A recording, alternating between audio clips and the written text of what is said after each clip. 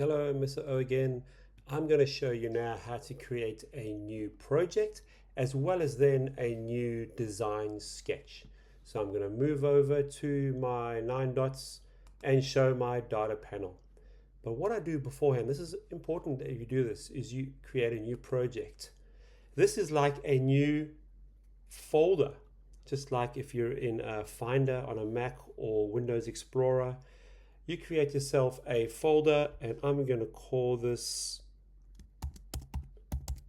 video sketches. I'll hit return or enter, and I will now have a folder somewhere down the bottom here. Let me try and find it. Here we go. And inside there is every time I create a sketch here and I save it, I can choose to place it into that folder, or I can put it into the different folders I've already created.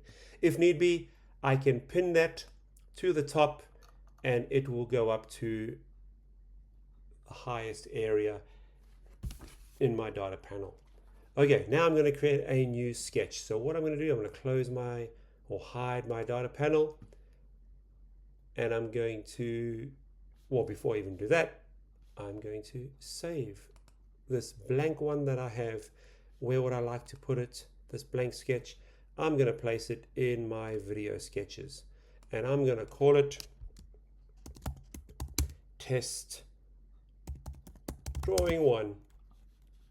It's going to be saved there, and I hit save. Now you'll see my tab at the top will say exactly that. It is test drawing 1.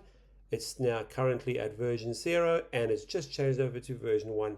Now your work is ready to begin. Please make sure you do that for every single time you start a new drawing and a new sketch. You have a folder ready or a project folder ready, and also then you can save it so that you can always have a backup if need be. I hope that helped you.